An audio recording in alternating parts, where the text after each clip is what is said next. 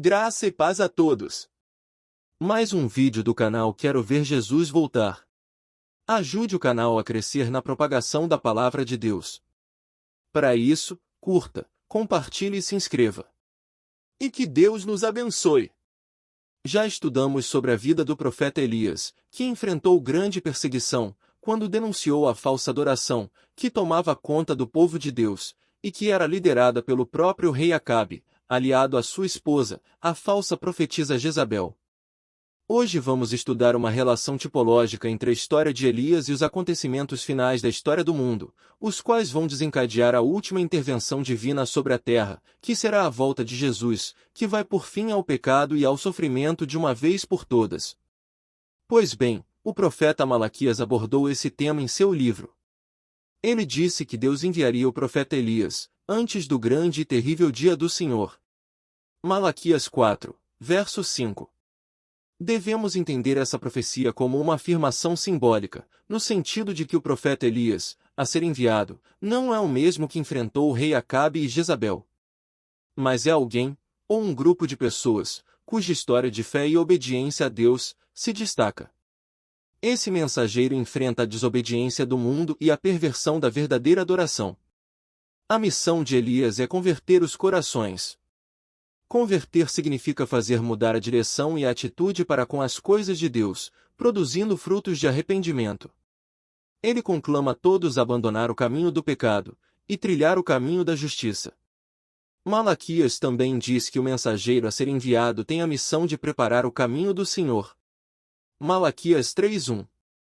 Isso quer dizer justamente que ele viria pouco antes da vinda do Senhor, e pregaria arrependimento e conversão, as verdades esquecidas ou deixadas de lado. Em uma conversa com os discípulos, esse assunto foi abordado por Jesus. Perguntado sobre a vinda de Elias, Jesus disse claramente: Elias virá, e vai restaurar todas as coisas.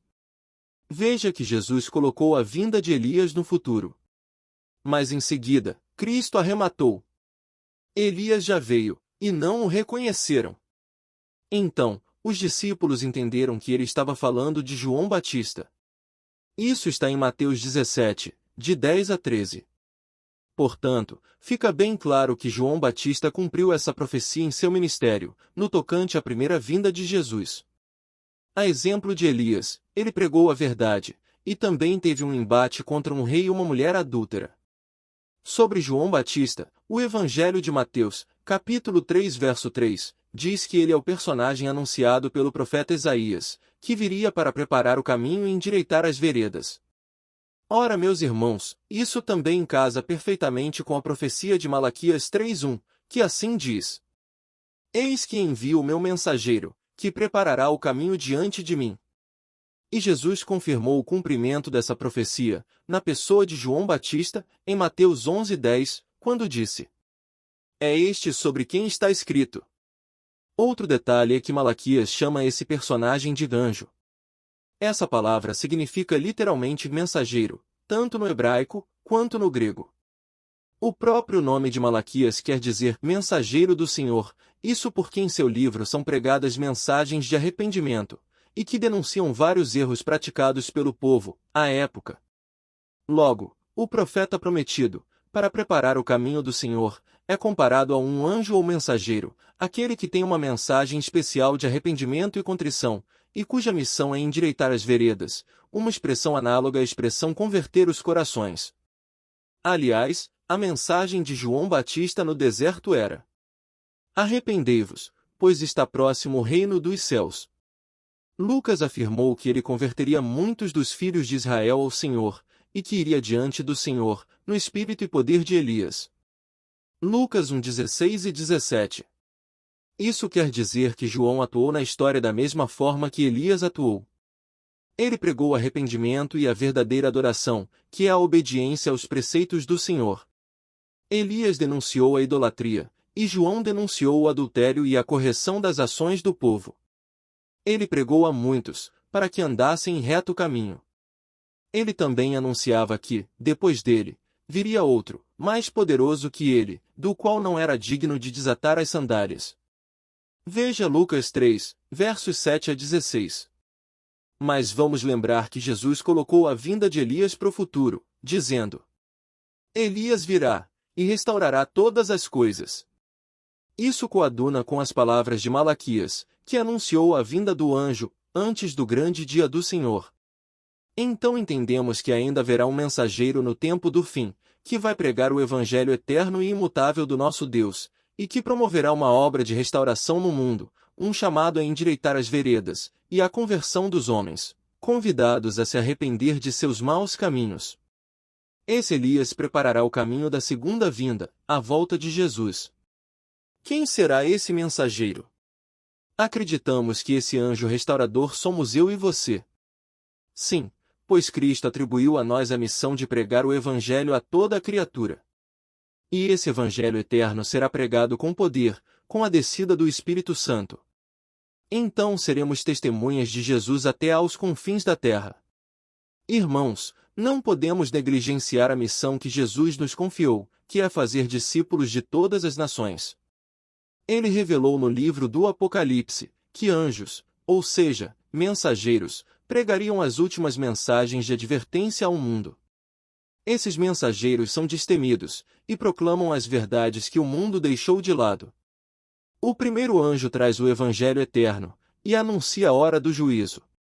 Ele também convida todos a adorar a Deus, como o Criador de todas as coisas. Ele diz: Adorai aquele que fez o céu, e a terra, e o mar, e as fontes das águas. O segundo anjo anuncia a queda da Babilônia espiritual, dizendo que esse sistema religioso embriagou as nações com o vinho de sua prostituição. Veja que esse anjo denuncia um sistema falso de adoração, tal qual fez Elias, em seu tempo. O terceiro anjo alerta a todos a não adorar a besta e sua imagem, nem receber sua marca, pois quem assim o fizer, receberá o cálice da cólera de Deus. Essa mensagem remete claramente ao juízo final, quando Cristo retribuirá a cada um, segundo as suas obras.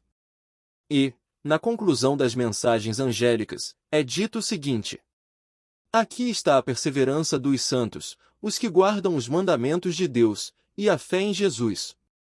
Toda esta narrativa profética está em Apocalipse 14, versos de 6 a 14. Portanto, meus irmãos, nos últimos dias desta terra, somos convocados a proclamar as últimas mensagens de advertência ao mundo. Um mundo que se esqueceu de seu Criador, e que bebe do vinho de Babilônia, aceitando mensagens e costumes contrários à vontade de Deus.